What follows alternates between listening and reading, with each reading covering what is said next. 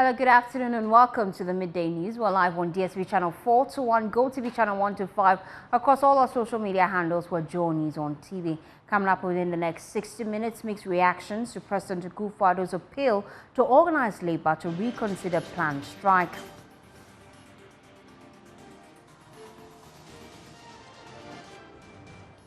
Also, Free the Citizens demonstration to demand release of hashtag Stop Galamsey Now protesters enters day 2. Unity front, togetherness, we can fight our leaders who are not helping us.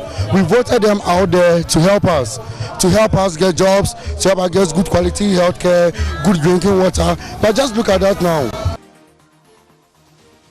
We're live on the grounds for updates, and Burkina Faso is recording that 600 civilians have been killed by Al-Qaeda-linked militants.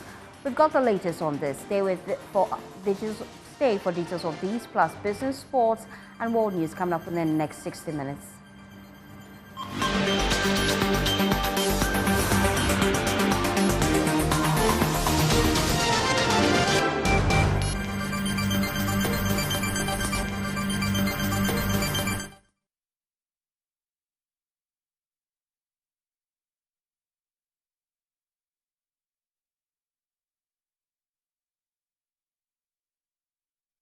Now, there have been mixed reactions to an appeal by President Akufo-Addo to organize labor to reconsider its planned strike.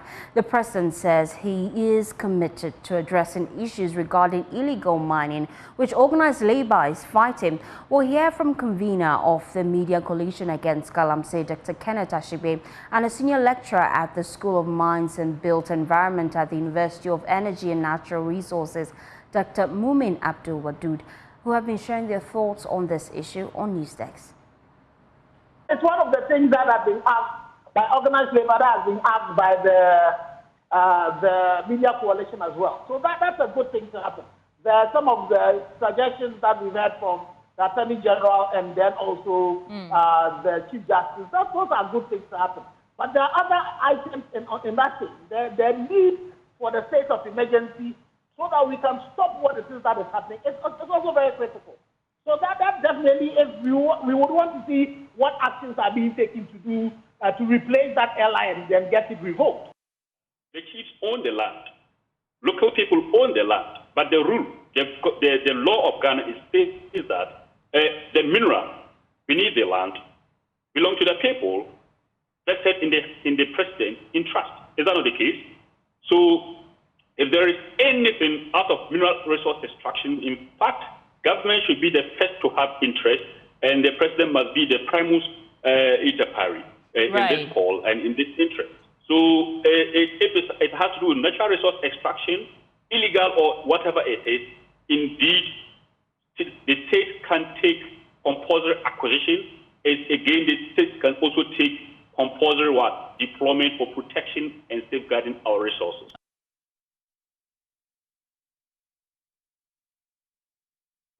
Now, the Executive Secretary of the National Labour Commission, Ofosu Asamoah, is blaming metropolitan, municipal and district chief executives, as well as traditional leaders, for the surge in illegal mining.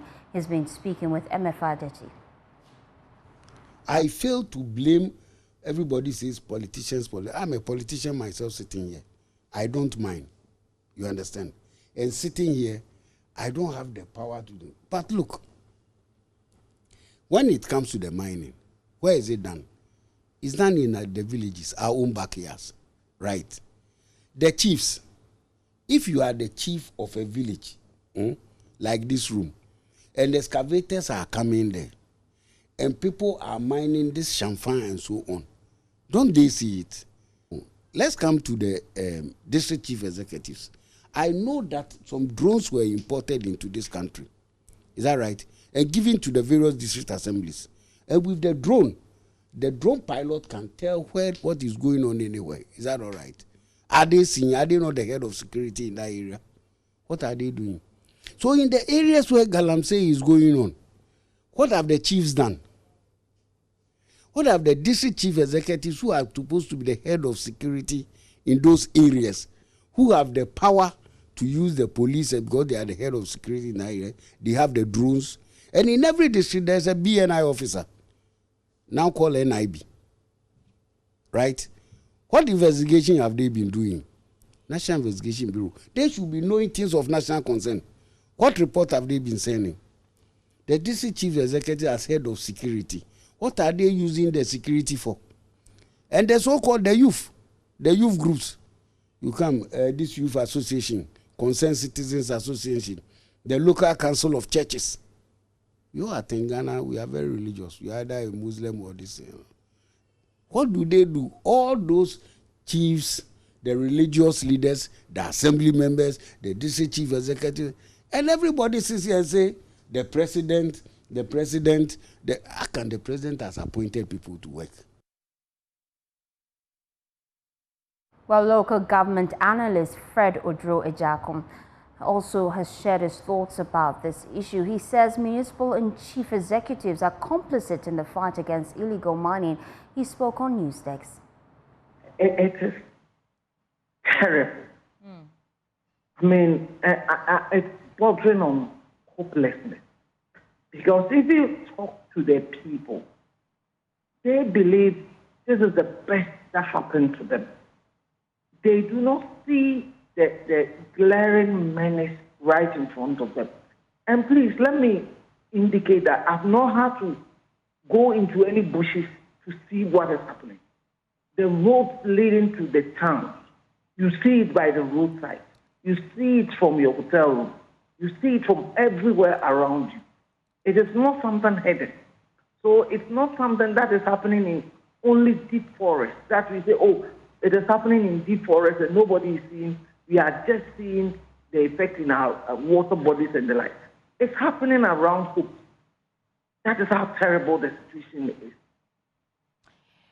There's a school of thought that at least now we've had the president engaging organized labor, and it's the first time he's been vocal about the, in response to the concerns raised by Ghanaians, CSOs, Medical Association, Ghana Water Company Limited about the devastating effects of galamsey. Should we be celebrating or should we be hailing the president that for the first time now, he's actually engaged organized labor and asking for them to not proceed with their intended strike? I'm very happy organized labor is up in arms in this. And I believe that as much pressure that can be brought on those responsible should happen. But then I am also asking myself, can we also say our public servants and even some of us civil servants are not complicit in the problem? Because who has been giving out some of these concessions? Yeah. Who is giving the task to even monitor what is happening around us? So in as much as it's good that broad section of our organized labor is coming up to take on government particularly, which has got the first responsibility to protect us all. But then we should also criticize key public officials who have failed woefully in this bad enterprise that is affecting the whole society. So as much as I will put a bigger blame on government, on politicians, on our chiefs, our community leaders, even community members, I think civil servants and public servants have also failed us as a country. Still on illegal mining, the Ghana National Association of Small-Scale Miners, they are calling for deliberation with government and organized labor in dealing with threats posed by illegal mining to the environment. Now, this comes in the wake of an impending strike by organized labor. They are seeking that government declare an emergency, a state of emergency to our water bodies to halt the activities of illegal mining. Nana Aljima was at that press conference in Kumasi. He joins us live with details. Nana, what is the group seeking to achieve? According to the small-scale miners, any attempt by organized labor to go on strike or withdraw their services on the 10th of this month will will halt the economy or affect the economy. So they believe that it's about time that government sits with organized labor and also with the Small Scale Miners Association for all of them to deliberate on the issue and for government to show a clear signal on the way forward. Already, according to the small scale miners, they are deploying their task force to all the river bodies to ensure that people who are perpetrating this illegality on the water bodies, their activities will be halted, and also to check the members of the Small Scale Miners Association who are also complicit in the present situation. So they believe that it's about time that these issues with the destruction of the environment, especially water bodies, are halted. Also, they are calling for government to reconsider the granting of mining permits in various forest reserves, because according to them, it's one of the factors that is affecting this environment, that is the environment. So they believe that if government should halt the release of license or permit to people to mine in these forest reserves, this problem with the environment can also be checked. They've spoken about a lot of the issues that are affecting the mining industry, and they believe that if government should enforce laws on mining in this country, the environment will be sanitized and ensure that the water bodies are clear. What they are saying is that they want government to help support the small scale mining task force as they go about working on the water bodies, trying to clear all illegality of the country's river bodies. That now let's stay a bit longer on issues regarding illegal mining in the Western North region's cocoa growing community of Jama. Residents are taking a firm stance against the growing menace of illegal mining. Concerned about the destruction of the environment, particularly their rivers and forests, the people of Jama have formed a community task force to safeguard their natural resources. Leading the charge is Father Joseph Blay, an opinion leader who, along with the community members, believe that they need to preserve nature, and for the future environment, it needs to be safe. In the cocoa growing community of Jima in the Awawin district in the Western North region, a storm is brewing. One not of nature but of resistance. The residents of Jima have drawn a line against illegal mining, which threatens their very way of life. Thousands of residents have come together to defend what they believe is the legacy of their ancestors, a land preserved for future generations, not exploited for short-term financial gain. Their message is clear: no to prospecting mining on Jima lands, no to Galamsey, yes to the future. We, the people of Jima, are not going to allow this to happen. In every town, there is Mesa. So, we are not surprised about the less than 0.01% youth who, because of the get-quick money, mentally think Galamsey is the way. The majority of us will resist them and all their cronies who hide behind them. We can no longer rely on our police. Let them stay in the barracks to receive their salaries. We will make sure that they will drink clean water in Jima and eat organic food.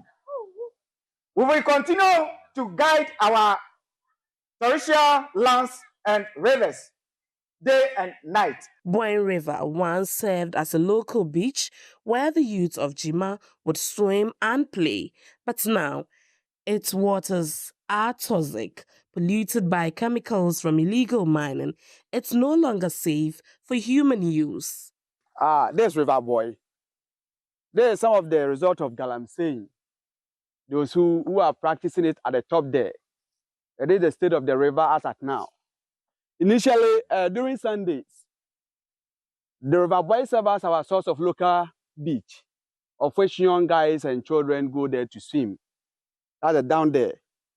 But as I stand like this, nobody can make any effort of going there. Even parents are even telling their wards not to make an attempt because they've gotten to know that there is chemicals within the river of which it can cause a lot of harm to the young ones. We can't do anything with this river anymore. Despite the devastation of River Boyne, not all hopes is lost. Just a few miles away lies another river, a shining example of what the people of Jima are fighting for. Clement Okong, like many others, have vowed to protect this river at all costs. Within the stretch of our means, if any community within the municipality can prove to us that it's having a potable drinking water like this, we are not going to spoil this water body. And we are proud to have this. I know we are in a hard time, but Galamsey is not an option. We can't spoil this water body. The fishes and other living organisms in it must also have their comfort zone to live. Grace Ejil, just 15 years old, speaks for the next generation, a generation that fears their future will be one of poisoned rivers and dead forest if Galamsey is not stopped. Galamsey has now taken a center stage of economy. Our forest reserves, water bodies, and lands meant for agricultural purposes have all been devastated. We say water is life. Does it mean we are all going to die? As the life in our water bodies are being taken away by this canker, the Ghana we need is quality education, quality health delivery, and an excellent security system, not Galamsey. In a world where short-term gain often trumps long-term survival, the people of Jima have drawn their line. They stand not just for their land, but for the future of Ghana, a future where water still flows clear and forests.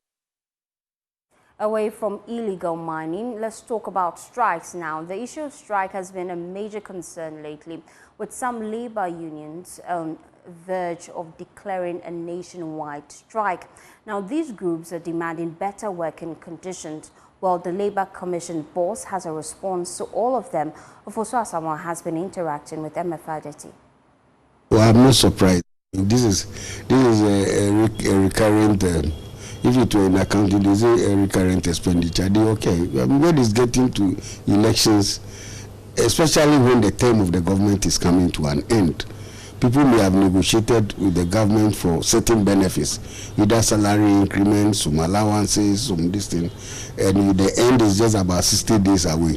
They think that this is the time to get a pound of flesh, because if, assuming NPP wins, right, it will be under new leadership. The present crop of ministers may not be there, the president will not be there, the vice will not be there, so that even as you want to continue, you now have to begin. So people think that, yes, this is the man sitting there, this is the man I negotiated with, this is the man who promised me, so he must meet through before he goes. And there are some of them too, timelines were established, of course, which has not been met.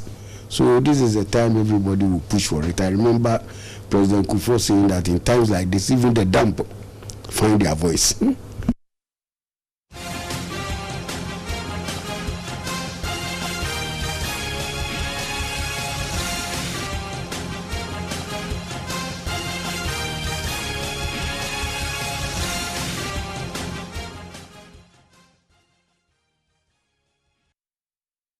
We are your election headquarters. Now, the presidential candidate of the opposition National Democratic Congress, John Dramani Mahama, has expressed confidence in Ghana's judiciary, stating that although the governing New Patriotic Party is packing the courts in hopes of escaping future accountability, he believes the country's judges will act with the right conscience. Speaking on the second day of his tour of the Northeast region, he noted that the NDC is determined to break the 8 years of corruption and economic mismanagement. Maxwell Gwagwa has more in this report. Hundreds of Ghanaians and NDC supporters welcomed John Mahama to the Bunkpurugu and Jonyo constituencies. The NDC flag bearer, John Mahama, expressed confidence in Ghana's judiciary, saying that despite the NPP's attempt to pack the courts to evade accountability, he believes the country's judges will act with a clear conscience if the NDC is elected. Number 8 on the ballot paper. They said they were going to break the 8, but God knows best. God gave the 8 to me. Those who have stolen the money of the people of Ghana, we're going to follow them and take that money back for the people.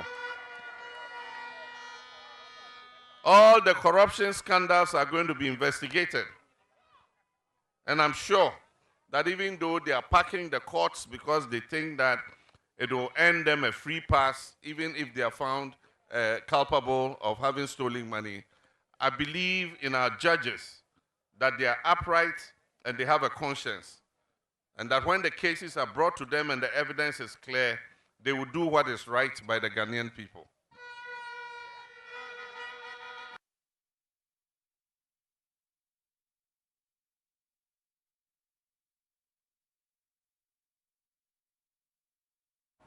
Well, there's confusion in the New Patriotic Party's WA Central constituency following the suspension of the party's women organizer, Takora Atawa.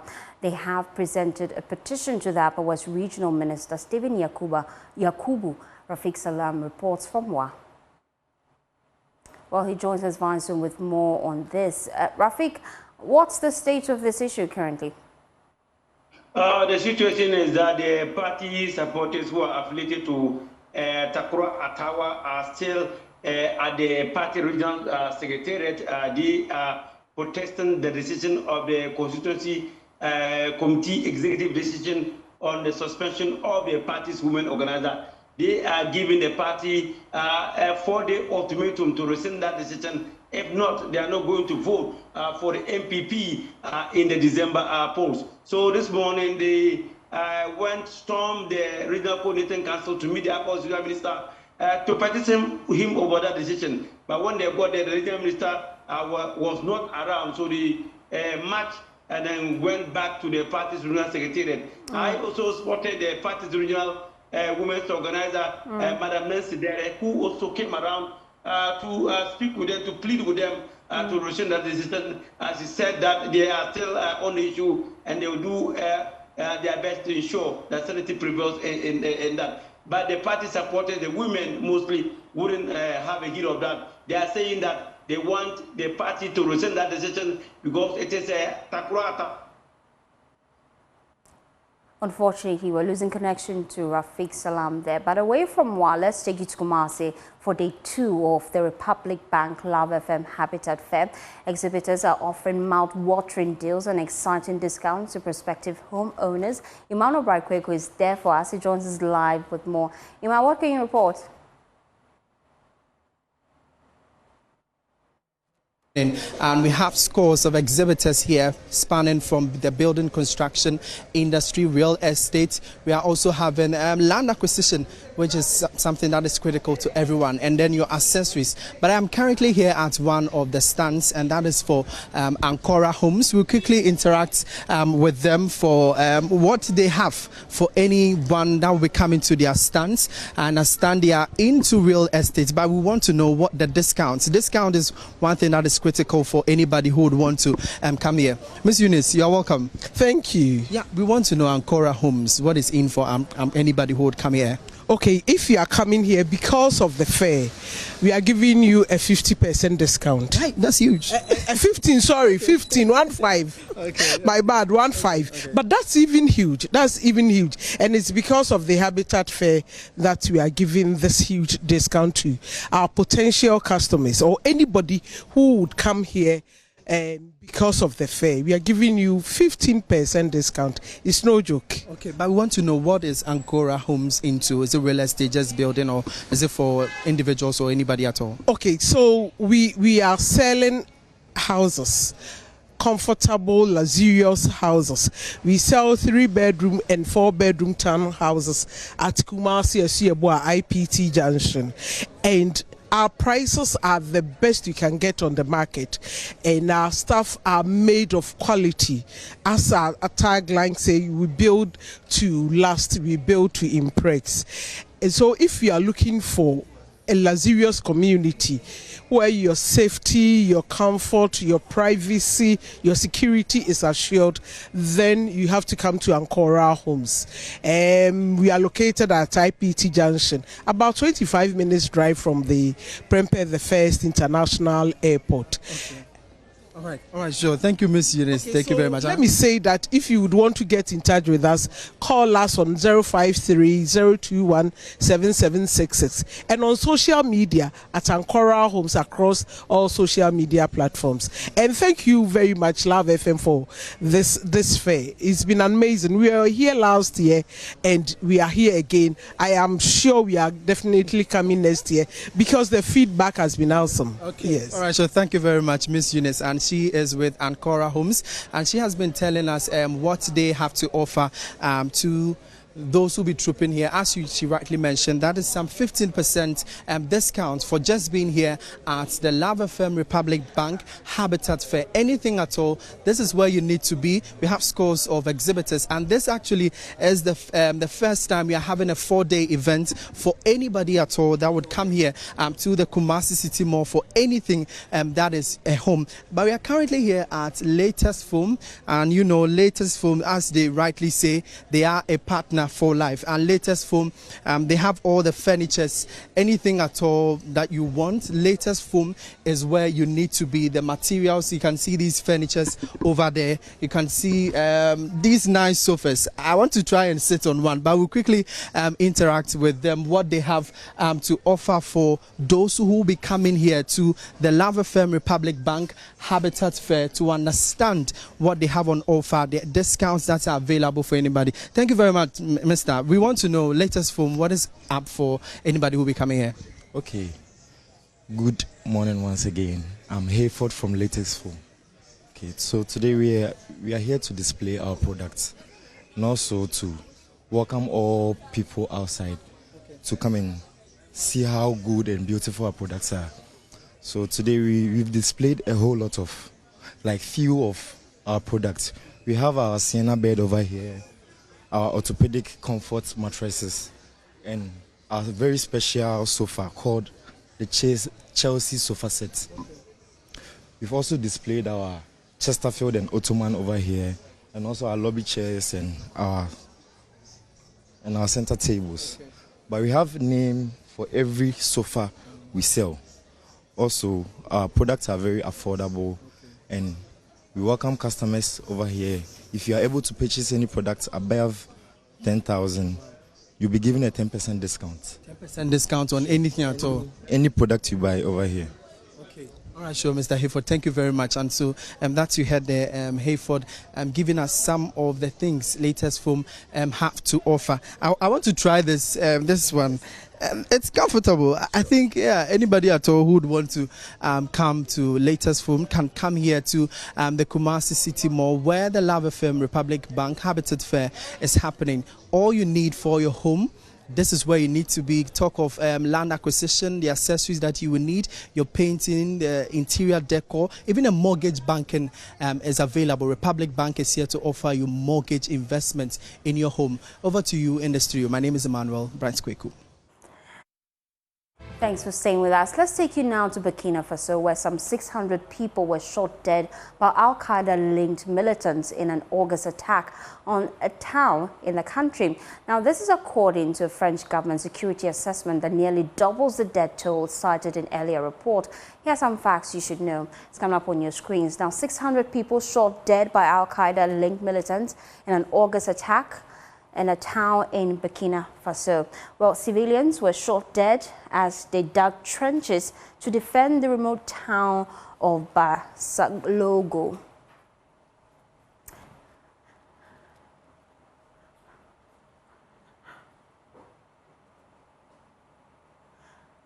Well, the military junta has not taken responsibility for having told civilians to dig the trenches without any protection amid a heightened threat from jihadists. Survivors said that the regime did not want them to speak out about what happened. Well, Blessed Suga of our International Affairs Desk joins us in the studio with details of this. Blessed, what exactly happened? Well, the exact circumstances surrounding this very attack is not known, except to say that there are various and varied accounts as to what the death toll might be, which is now confirmed that indeed some civilians were killed in Burkina Faso. The French report is indicating that they do not believe the 600 people that we're talking about, and that the death toll could have been more than double of the numbers that we're seeing. But for now, international media and local reports appear to be pointing to this 600 people who have been killed in the area. Burkina Faso is just the tip of the iceberg, because if you look at the entire Sahel, it appears to be a significant threat to coastal West Africa. Violent extremism appears to have ravaged Burkina, Niger, and Mali, who are now known to be forming the Sahelian Alliance, except to say that that threat is moving downward south to countries relatively stable, such as Ghana, Nigeria, and the others. Is the reason for which, as we speak now, Ghana's delegation has moved to Washington, the United States of America, as we speak, to engage with the U.S. side on a high-level interaction relating to security. As we speak, the National Security Minister, as you can see on the screens there, has been interacting with the Deputy Secretary of State, Kate Campbell, and of course a delegation as well from the U.S. side, including Virginia Palmer, who's the ambassador of the U.S. to Ghana now. And what they are seeking to do basically is to now collaborate, because it is becoming evident that the attacks of violent extremists are moving towards countries such as Ghana. So the statement that you read there was a joint release by the United States government and the Republic of Ghana. The basic point is that the two countries acknowledge that there is indeed an imminent threat up north, which the president has spoken about. You call that infamous and, of course, quite unpopular statement from the president when he said that Wagner was benefiting from the military regime in Burkina Faso.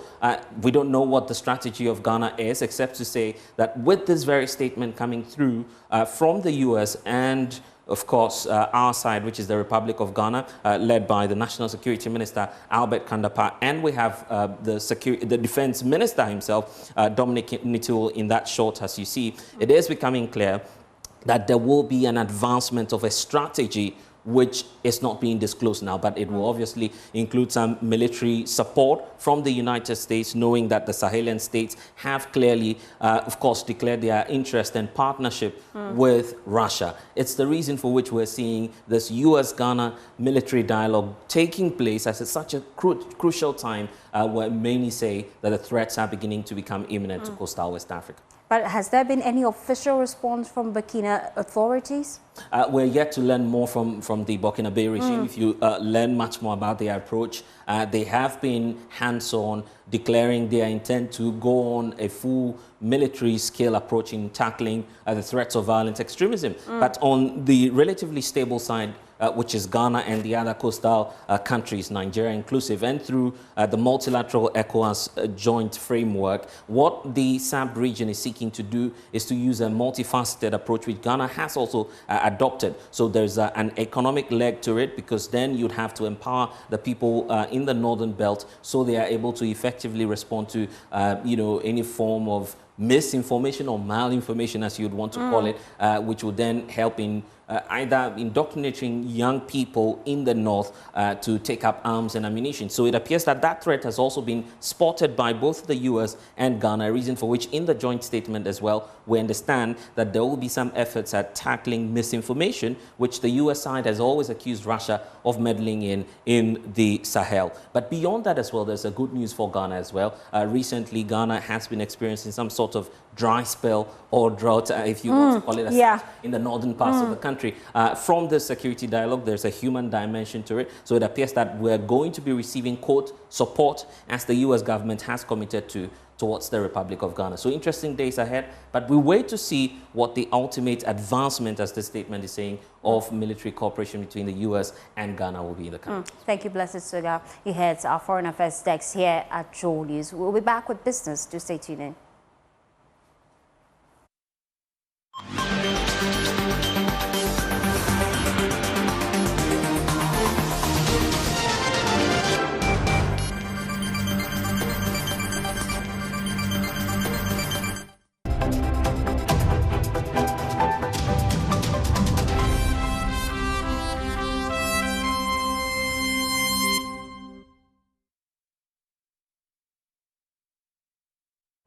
It's time for business here on Joy News today. My name is Winston Taki. Now we'll bring you an update on what is happening in the Finance Ministry, where the Finance Minister and also Stephen Rudder, the head of mission of the IMF, who have been in Ghana from the 24th of September to today, were currently speaking about the current state of the IMF program, where Ghana has completed successfully the third review. But before we move to the Finance Ministry, I've been joined here by my colleague George Wiafi to give us more update on what he believes is happening. George, what is happening basically, and what are some of the, would you say, are some of the conditions that have necessitated our success this time? So in the technical language of the IMF, Ghana and then the IMF have completed the third review. What it means is that at the staff level, they have passed Ghana based on those benchmarks that was set under the program. They've been able to meet those benchmarks. So the staff at that level have passed Ghana. However, that report has to go to management of the IMF for them to review their report when it comes to how Ghana has fared under the third review. Then it goes to the board for them to review the report. If the board is satisfied with the recommendations that came from the staff that were in Ghana, then they will approve some $360 million that will be disbursed immediately to Ghana. And the economists will say, all other things being equal, before the end of this year, that money should hit Bank of Ghana's account. Did yesterday's restructuring announcement by the Finance Minister, especially on the restructuring of our Eurobond, make any difference in this time around? If you look at some of the targets under the program, that should have even happened long ago, and there had been some delays. If you look at what this third review was supposed to critically assess, it wasn't one of the major indicators that they were looking at to make a statement on whether they are satisfied with us and how we fared under the third review or not. So it just complemented the fund's verdict on how we fared under the economy, but it wasn't a major consideration for them to pass a verdict on how Ghana has fared under the third review, for them to recommend to management that at the staff level, Ghana has passed this review, give your blessings, and approve the disbursement of some $360 million to Ghana. This year, we've seen growth rates marginally increasing from the first quarter to second quarter. Are there some signals basically going into the international market? Well, if you read through the statement, the fund says that they are actually surprised by how the economy has fared. But again, even though we are now seeing the correction, if you hear what the minister said yesterday, it is still early days yet. On this comment about the fact that we are already on the capital market meant that these are bonds that were already trading and were just frozen because of the debt restructuring program. So automatically, if you've now reached an agreement on how the debt should be restructured, it means that now the bonds are there, Ghana's on the market, and it means that, but the bit about they going to raise money will be a little bit of a challenge. And as we speak right now, the press conference is happening at the Ministry of Finance, and very soon we will link our viewers to hear what the Minister of Finance is saying and the Chief of Mission of the IMF, Stephen Rudder, had to say about Ghana's economy. In the press release that they made on the official website, it indicated that most of the target that they set for the 24th of June this year have all been achieved. You're right on that one. And that is, the IMF is very particular about targets and benchmarks that are set under the program. If you don't meet them, they will come out with their report. So if you look at all those critical benchmarks, and especially when it comes to the structural reforms as well, it appears that when you look at their tick box or book or the marking scheme for Ghana, Ghana has passed all those critical benchmarks, and that is why they've passed Ghana on this third review. Again, some will say that it is not just about the money that is coming in. It's about the signal that will send to Ghana's development partners and even investors about steps that government is taking to restructure the economy and fix some of the challenges. And if they are indeed satisfied, don't forget that you're also going to get some additional funding from the World Bank and our donor partners as well. We're just less than 3 months to the election. What also signal will it paint, especially the outlook on the economy? Well, the outlook is that the investors and the donor partners are kind of comforted that we have a fund program, and that could act as a check to contain any budget overruns. And that is a signal that it is going to send to people out there that there's a fund program in place, and therefore our fears that government will overspend might not be a challenge at all. Judge Biafri, we are grateful. We'll surely be bringing you details on this development in our subsequent bulletin. Stay tuned to Joy News for all updates. That'll be all for business here on Joy News today. My name is Winston Taki. We'll be back after this break. Stay tuned.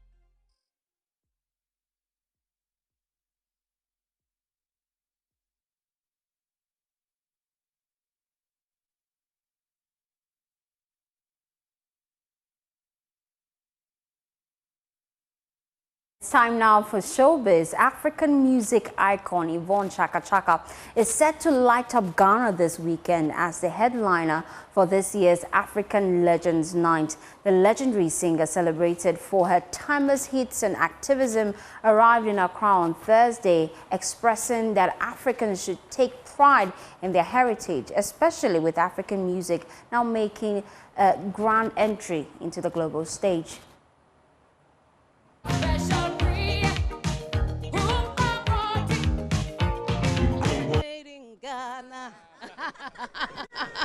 The last time you performed, that was 8 years ago, right? On the same stage, African Legends Night, and now you are back.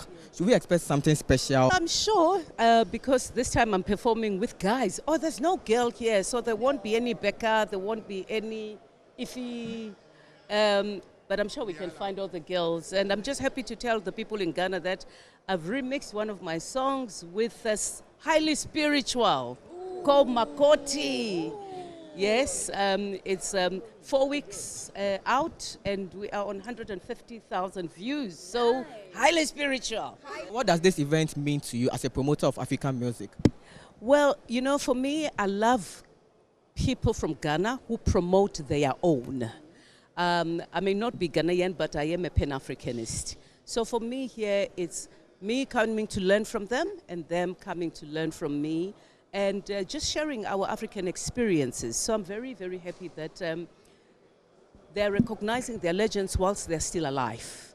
And for me, it's an honor to perform with all these great people. Well, I think music should evolve. Music should evolve.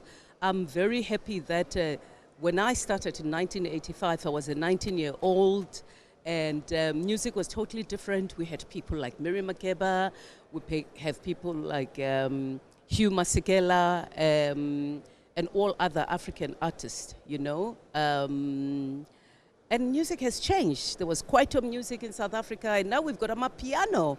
And I can see even Ghanaians, they try to copy Amapiano. But music must evolve. Music must change. New beats. And what I like is that African music has made its mark in the world. Now you see people like Asha and all of those wanting to collaborate with African artists. That's a very good thing. Thank you, thank you. I've been waiting so long.